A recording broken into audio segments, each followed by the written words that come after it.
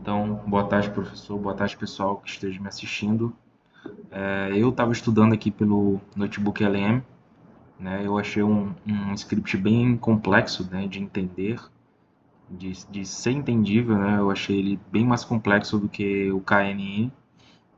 Então, eu estava estudando por aqui e ele me gerou um vídeo, né? Até que bem explicativo aqui, me ensinando, me explicando a teoria, né, de como do funcionamento desse algoritmo. Então, muitas aplicações, muitas coisas eu consegui entender só assistindo esse videozinho aqui de 7 minutos, né, jogando as fontes lá que tanto da base de dados quanto do tutor, né, pude aqui dar uma entendida. Então, eu vou passar esse vídeo aqui agora na edição, né, e depois eu vou mostrar na prática, né, a aplicação desse algoritmo para aquela base de dados. Imagina só a seguinte cena: uma caminhada numa floresta e, de repente, aparece um cogumelo. Assim, com uma aparência bem interessante. Na hora, uma pergunta surge, né? E é uma pergunta bem crucial. Exato. Comestível ou venenoso? Essa é a questão. E olha, isso aqui não é só uma curiosidade, sabe? É uma decisão que pode ser literalmente de vida ou morte. Então, como é que a gente pode ter certeza da resposta? Olha só essa citação. Ela vem direto da fonte dos dados que a gente está usando, que é um repositório super conhecido de datasets. E ela diz basicamente que não existe uma regrinha simples, sabe? Tipo um ditado da vovó, para saber se o cogumelo é seguro ou não. Se nem os especialistas conseguem criar uma regra fácil, isso já mostra o tamanho do problema.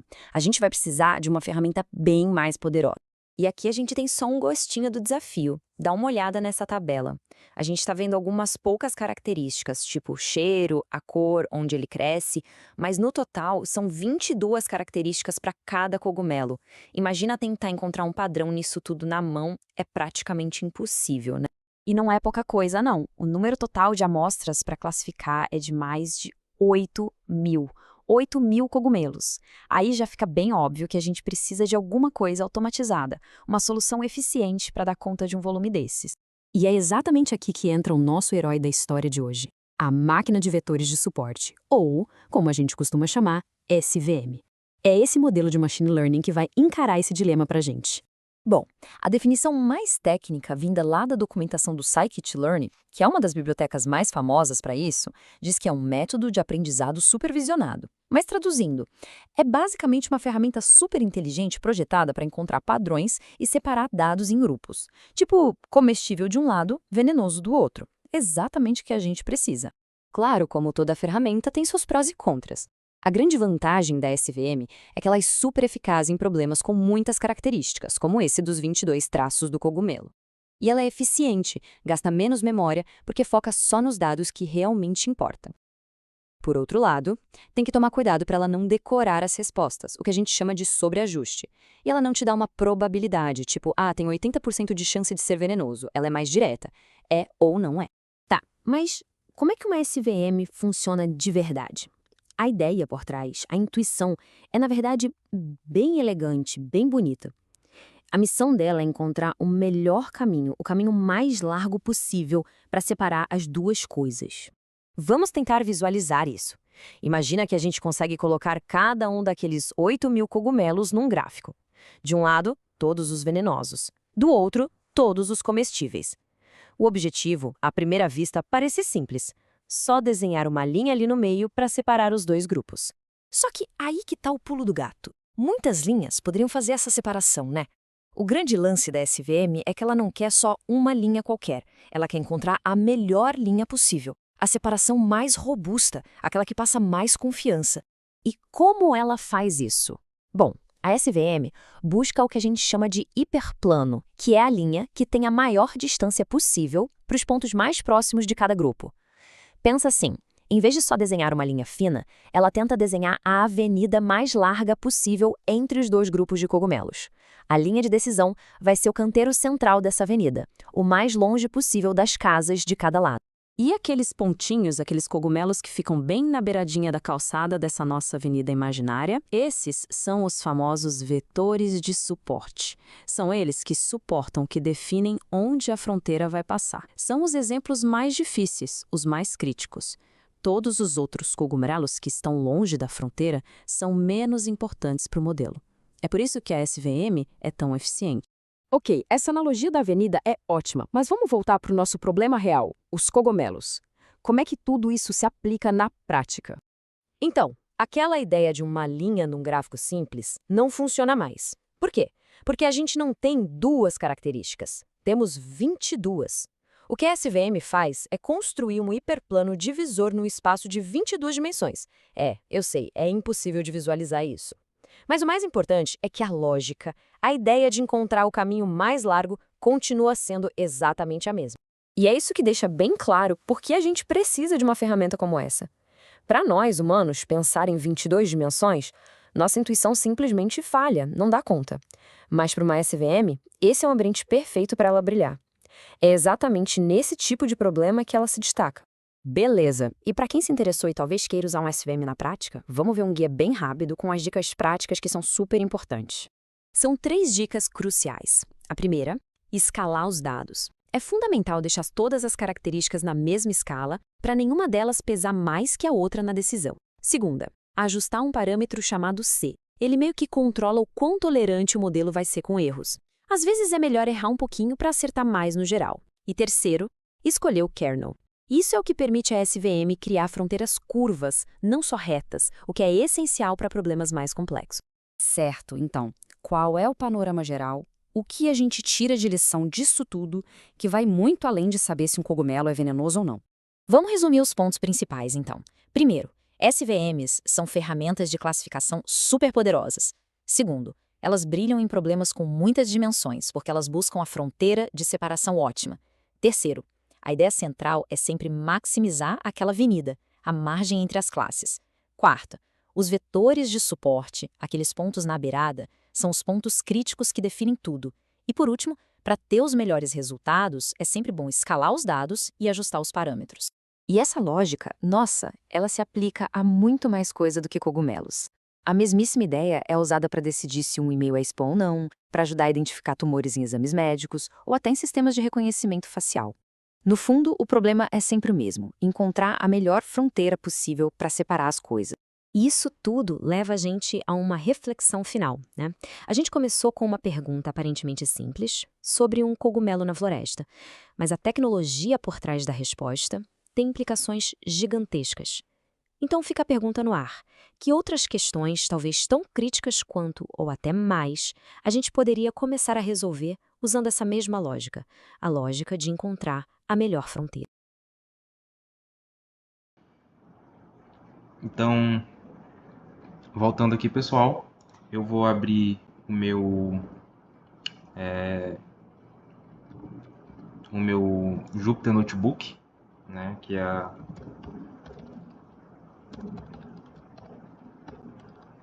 a ideia de Python que hoje escrevi errado.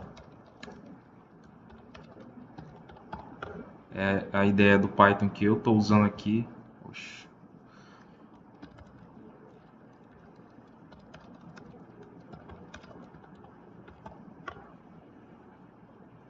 Que é a ideia do Python que eu uso aqui, tá? Para testar esse algoritmo, né? Então eu pude testar ele, pude brincar, né? Então eu consegui entender melhor. Até deixei salvo aqui o arquivo já que eu tinha feito. Cadê? Tá aqui. Aqui são todas as bibliotecas, né, que para funcionar, né, para explorar o conjunto de dados, para fazer o gráficozinho ali no final, da matriz de confusão e etc, né? Então usa pandas, NumPy, né, Matplotlib, Skylern, né? Skylern. Aí a gente importa, né, essas colunas, que são 22 colunas desse conjunto de dados, desses cogumelos, que são cogumelos que são venenosos, são classificados, né, em cogumelos venenosos e cogumelos não venenosos, né? Então tem 22 classes categóricas, né? Então aí a gente já tem um primeiro problema na aplicação desse algoritmo, porque ele só é aplicado para variáveis numéricas, né? quantitativas. Então a gente precisa converter, né, todas essas variáveis aqui, ó, né, para uma coisa que o algoritmo possa entender, né, para valores numéricos. Então, vou rodar novamente aqui. Meu Deus, já deu até um erro aqui. Que foi que ele deu erro? PD nome is não definido. PD name, cadê? Linha 11. Qual é a linha 11? Tá. Deixa eu rodar de novo aqui. Deu uma iniciada. Certo. Que eu tinha reiniciado o kernel aqui do Python. Beleza. Então a gente precisa converter. Então eu dei a URL onde fica a base de dados, né? Pedi para ele abrir, né, o conjunto de dados. Então ele dá uma previsão aqui, né, das cinco primeiras linhas, todo o conjunto de dados. Então, deu 23 colunas, mas é porque ele tá só numerando, mas são 22, né, 22 variáveis aqui, né, para esses cogumelos. E a gente tem, né, uma coluna que fica as classes. E a gente pode ver, né, que as classes elas estão entre P e E, que são variáveis categóricas também. Então a gente vai precisar, né, converter isso também, né, para variáveis numéricas, né, quantitativas. Então eu acho que aqui P, se não me engano, são os cogumelos são comestíveis, e o E que parece que são os que são venenosos, né? Então aqui, né, é o script da aplicação para transformar, né, tudo isso aqui que está em categórico, tá, para variáveis quantitativas. Então as classes a gente vê que já fica em 1 e 0, 1 e 0, 1 e 0, né, que é o que importa muito para a gente agora.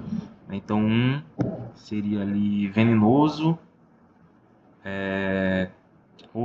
1 acho que é comestível e 0 seria venenoso, algo assim. Tô lembrando de cabeça. Então tem população, habitat, não sei o que, todas as informações.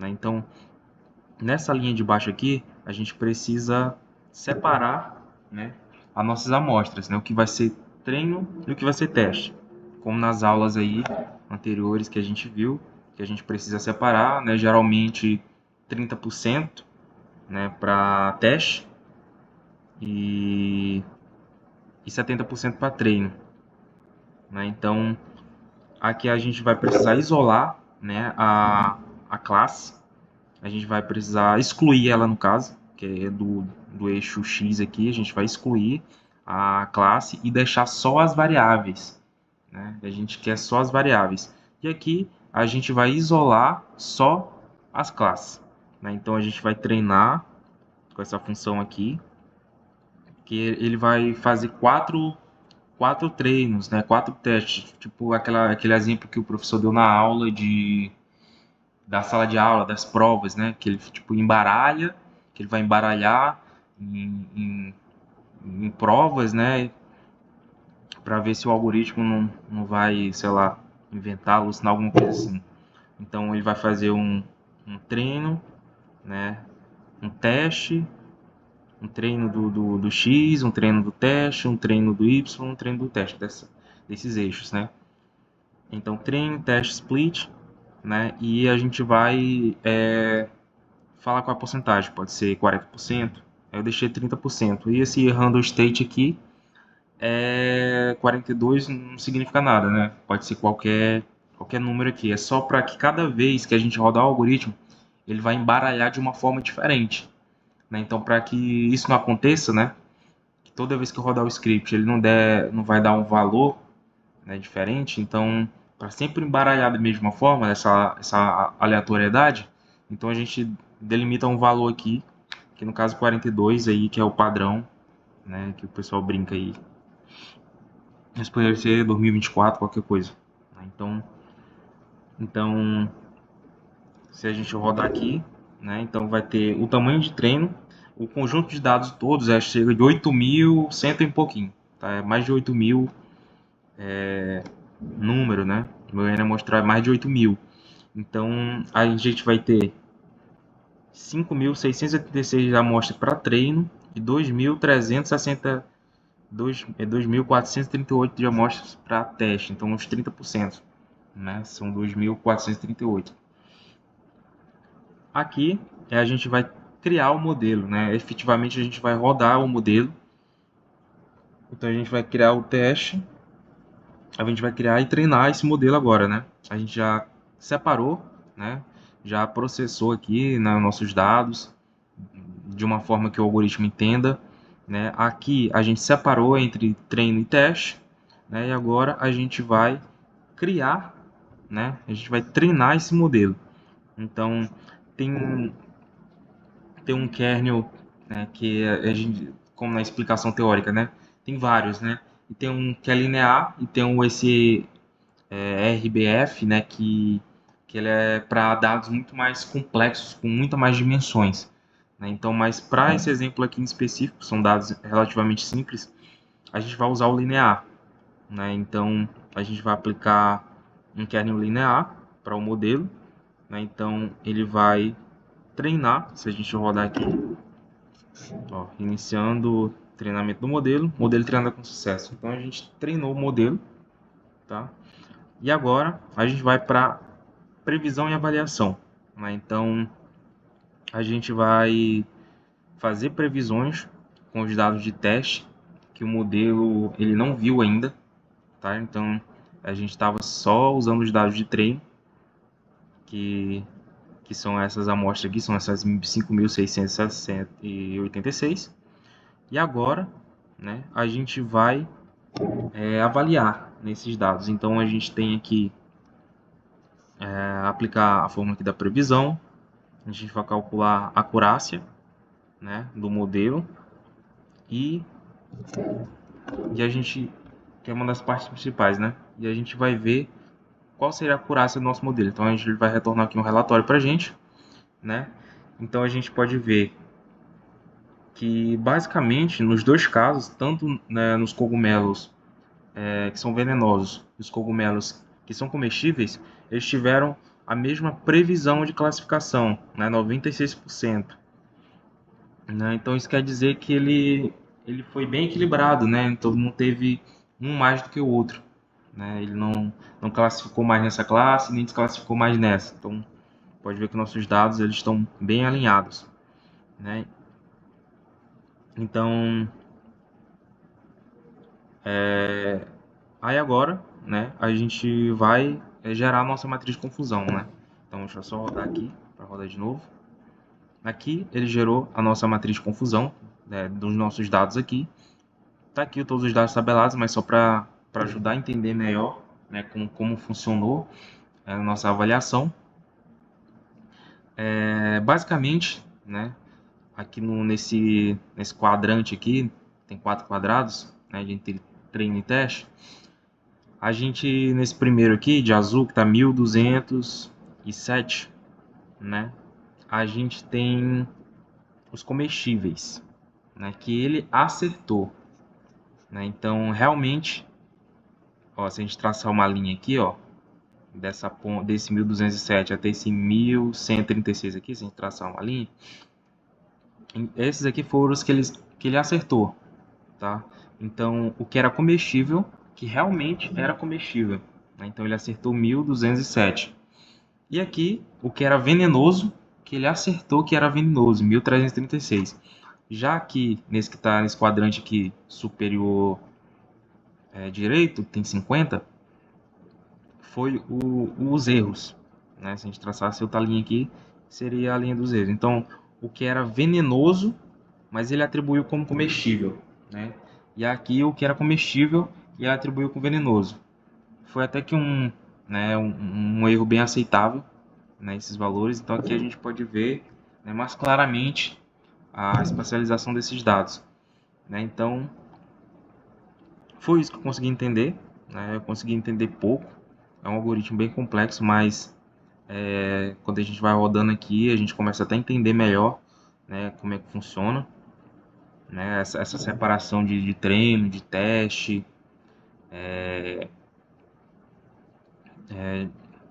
de, de como separar e tudo mais. Eu achei interessante, tá? Eu fazendo aqui eu achei bem legal, né? Pedi ajuda ali pro Notebook LM para me explicar algumas coisas que eu não estava entendendo muito bem, né? Então, venenoso 1, né? Comestível 0. E eu achei legal, né? Eu acho que em algum momento da minha vida eu vou aplicar esses algoritmos aqui, tanto para regressão, né, ou para outras coisas aí, para estatística, sei lá. Mas eu achei interessante a abordagem. Valeu.